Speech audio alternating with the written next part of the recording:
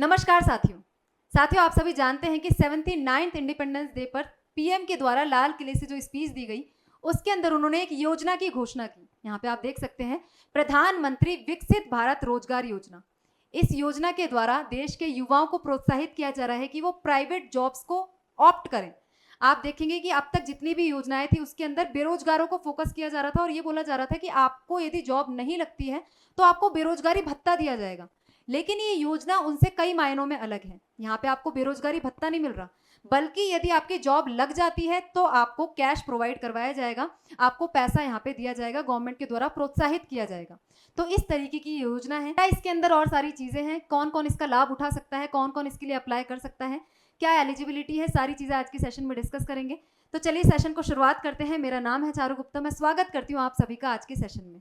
दोस्तों सेशन को शुरू करें उससे पहले आप लोगों से एक रिक्वेस्ट, जो भी चैनल पर नया है चैनल को सब्सक्राइब जरूर से करें और यदि वीडियो अच्छी लगती है तो लाइक और शेयर करना भी नहीं भूलना है। तो क्या है विकसित भारत रोजगार योजना? एक ओवरव्यू मैंने आपको दे दिया है कि यदि आपकी पहली प्राइवेट जॉब लगती है तो आपको 15,000 रुपए दिए जाएंगे और बाकी सारी डिटेल्स इसके अंदर क्या है वो एक एक करके हम यहाँ पे डिस्कस कर लेते हैं। प्रधानमंत्री विकसित भारत रोजगार योजना, शुरुआत इसकी हुई है 15 अगस्त 2024 को लाल किले से ये पीएम के द्वारा भाषण के अंदर लॉन्च की गई। उद्देश्य इसका क्या है? जिन युवाओं की पहली प्राइवेट जॉब लग रही है उनको क्या दिया जाएगा? आर्थिक प्रोत्साहन दिया जाएगा। इसके साथ ही एमएसएमईज को भी सपोर्ट दिया जाएगा। अब आप देखोगे कि एमएसएमईज को सपोर्ट कैसे मिल रहा है। अब इन युवाओं को जो रोजगार दिया जा रहा है वो तो किसी ना किसी कंपनी के द्वारा दिया जा रहा होगा। तो जो कंपनी इन युवाओं को सपोर्ट कर रही है, इन युवाओं को नौकरियां दे रही है, तो उनको भी गवर्नमेंट के द्वारा प्रोत्साहन दिया जाएगा, उनको भी गवर्नमेंट के द्वारा सपोर्ट किया जाएगा। मतलब कि जिनकी नौकरी लग रही है और जो नौकरी दे रहे हैं, एम्प्लॉय और एम्प्लॉयर दोनों को यहाँ पे गवर्नमेंट के द्वारा सपोर्ट किया जा रहा है। लाभार्थी इसका कौन है? जिसकी पहली बार नौकरी लगी है। आयु कितनी होनी चाहिए? 18 से लेकर 60 साल तक। 18 से यदि कोई छोटा है तो वो इस योजना का लाभ नहीं उठा सकता, 60 से कोई बड़ा है तो इस योजना का लाभ नहीं उठा सकता। नई भर्ती करने वाली जो कंपनियां हैं ईपीएफओ से रजिस्टर्ड होनी चाहिए। तो वो कंपनीज यदि ऐसी कोई भी जॉब जनरेट करती है, किसी को नौकरी देती है, तो उसको भी गवर्नमेंट के द्वारा पैसा दिया जाएगा, जिससे वो उस पैसे को मिला के जो एम्प्लॉय है उसको क्या कर सकती है? सैलरी दे सकती है। यहाँ पे आगे बढ़ते हैं। यहाँ पे आप देख सकते हैं कि योजना के क्या है? दो पार्ट हैं। दो पार्ट में एक तो किसको सपोर्ट मिल रहा है? एक एम्प्लॉयज को सपोर्ट मिल रहा है, दूसरा मिल रहा है एम्प्लॉयर्स को सपोर्ट। एम्प्लॉयज को हमने देख लिया कि 15,000 रुपए तक का क्या मिलेगा? आपको पैसा मिलेगा यदि आपकी पहली जॉब लग रही है, आपकी एज 18 से 60 साल के अंदर है, तो आपको क्या मिल जाएंगे? 15,000 रुपए मिल जाएंगे। एम्प्लॉयर्स के लिए जो शर्तें हैं वो आप यहाँ पे देख सकते हैं। Incentives for generating additional employment. अब यदि यहाँ पे आपको सैलरी एम्प्लॉयज को देनी है, सैलरी किसी को नौकरी रखा है तो कंपनी को उसको सैलरी देनी पड़ेगी। उसकी सैलरी का थोड़ा सा पार्ट मान लो यदि आपको गवर्नमेंट दे रही है तो यहाँ पे कंपनी भी तो इंसेंटिवाइज हुई ना, कंपनी का भी तो फायदा हुआ, नई जॉब जनरेट करने में कंपनी को भी फायदा है। तो इसलिए गवर्नमेंट यहाँ पे क्या कर रही है? एम्प्लॉयर्स को भी सपोर्ट प्रोवाइड कर रही है, जिससे कि कंपनी ज्यादा जॉब जनरेट करें। इसके साथ incentives to employers of all sector for 2 years, 4 years for manufacturing. जितने भी एम्प्लॉयर्स हैं उन सबको 2 साल तक ये सपोर्ट प्रोवाइड करवाया जाएगा। मतलब ये योजना 2 साल के लिए चलेगी। लेकिन जो भी मैन्युफैक्चरिंग सेक्टर की फर्म है उनके लिए क्या है? ये योजना 4 साल के लिए एक्सटेंड की गई है। Employers will receive up to 3,000 per month for each additional employee. 3,000 तक का सपोर्ट कंपनीज को दिया जाएगा, वो हम आगे जाके अभी यहाँ पे समझने वाले हैं।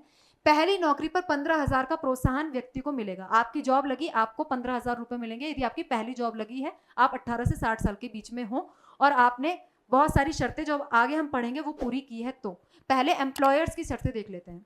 तो पहले आप ये देखिए कि 2 किस्तों में आपको धनराशि मिलेगी, एक साथ नहीं मिलेगी। 7500 रुपए आपको पहली किस्त मिलेगी जो नौकरी शुरू होने के 6 महीने के बाद मिलेगी। दूसरी किस्त 12 महीने पूरे करने पर आपको 7500 रुपए मिलेंगे। 12 महीने की नौकरी पूरी करने के बाद आपको एक फाइनेंशियल लिटरेसी प्रोग्राम होता है, गवर्नमेंट की तरफ से चलाया जाता है, वित्तीय साक्षरता प्रोग्राम, वो भी पूरा करना पड़ेगा, तब आपको जाके दूसरी किस्त मिलेगी। इसके साथ ही आपके पास एक शर्त है कि आपको नौकरी स्विच नहीं करनी है। 2 महीने काम किया फिर दूसरी जगह चले गए, 6 महीने काम किया दूसरी जगह चले गए, ऐसा नहीं करना। 1 साल तक लग के यदि आप एक जगह नौकरी करते हो तो ये 15,000 की धनराशि आप प्राप्त कर सकते हो। पैसा सीधे बैंक अकाउंट में आएगा, डायरेक्ट बैंक ट्रांसफर से आ जाएगा। ठीक है। ईपीएफओ से जुड़ाव और आधार लिंक आपका क्या है? अनिवार्य है। ये सब काम आपको पहले से करके रखना है, आधार से लिंकेजेस वगैरह सारी चीजें। कंपनियों के लिए फायदा क्या है? कंपनियों को देखो किस तरीके से हमने देखा, अप टू 3,000, कंपनियों को 3,000 रुपए तक की धनराशि गवर्नमेंट के द्वारा सपोर्ट के तौर पे प्रदान की जाएगी। तो इसमें आप देखेंगे कि नई भर्ती पर अतिरिक्त वित्तीय सहायता कहाँ तक है, 3,000 रुपए तक, 1,000 से 2,000 से और 3,000 तक, मतलब मिनिमम 1,000 मैक्सिमम 3,000। 1,000 प्रति कर्मचारी दिए जाएंगे यदि उस कर्मचारी की सैलरी कितने हजार तक है, 20,000 तक है। से 20,000 की सैलरी पर यदि आपने किसी बंदे को रखा है तो उस पर गवर्नमेंट आपको 1,000 रुपया देगी उसकी सैलरी देने के लिए, ठीक है। 20,000 से लेकर 1 लाख तक की सैलरी है तो उस पर गवर्नमेंट 2,000 का सपोर्ट देगी और 1 लाख से अधिक सैलरी वालों पर 3,000 का सपोर्ट गवर्नमेंट के द्वारा दिया जाएगा। यह लाभ 31 मार्च 2025 से 31 मार्च 2027 तक लागू रहेगा। तो यहाँ पे तो हो गई एम्प्लॉयर्स की बात। इतना सपोर्ट इनको 3,000 रुपए हायर लिमिट है, 1,000 रुपए मिनिमम लिमिट है। इसके बीच में इनको अकॉर्डिंग टू सैलरी, जिन एम्प्लॉयज को रखा गया है उनकी सैलरी कितनी है उसके अकॉर्डिंग इनको सपोर्ट कंपनीज को प्रोवाइड करवाया जाएगा। इसके बाद है शर्तें क्या क्या है। यहाँ पे आप देखो कि जो एम्प्लॉयज जो है यदि उनको इस चीज का फायदा उठाना है, युवाओं को इस योजना का फायदा उठाना है तो उनको किस किस शर्तों का पालन करना पड़ेगा, उनको क्या क्या चीजें जरूरी है। पहली चीज तो युवाओं को खुद इसमें रजिस्टर नहीं करवाना, एम्प्लॉयज को खुद रजिस्टर नहीं करवाना। जिन एम्प्लॉयर्स के पास वो जाते हैं, जिन कंपनीज में वो अपॉइंट होते हैं, वो कंपनी उनकी तरफ से गवर्नमेंट के पास अप्लाई करेगी, ठीक है। कर्मचारी को इस योजना से जुड़ने के लिए अलग से आवेदन करने की जरूरत नहीं है। इसके लिए कंपनियां ही ईपीएफओ को आपकी डिटेल क्या करेगी, प्रोवाइड करेगी। डिटेल सबमिट होते ही आप इस योजना के पात्र बन जाएंगे। हालांकि आपको कुछ बातों का ध्यान रखना होगा।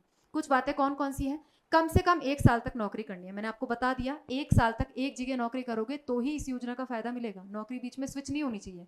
6 महीने से पहले नौकरी छोड़ दी तो भी आपको इसका फायदा नहीं मिलेगा।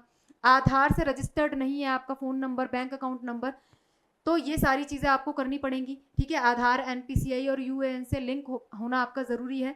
स्कीम का पैसा आपका कहाँ पे आएगा? सीधे बैंक अकाउंट में आएगा, सीधे आधार बेस्ड पेमेंट सिस्टम से ट्रांसफर हो जाएगा।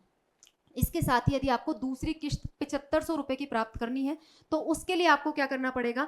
वित्तीय साक्षरता कार्यक्रम को पूरा करना पड़ेगा, इस कोर्स को कंप्लीट करना पड़ेगा। फाइनेंशियल लिटरेसी प्रोग्राम जो गवर्नमेंट के द्वारा रन किया जाता है उसको आपको फुलफिल यहाँ पे करना पड़ेगा, तभी आप दूसरी किश्त लेने के पात्र हो सकते हो।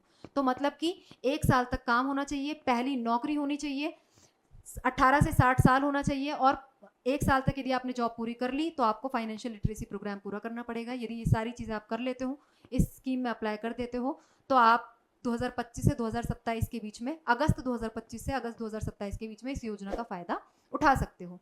आई होप कि सभी को ये योजना की सारी जितनी भी चीज़ें हैं अच्छे से समझ में आ गई होंगी।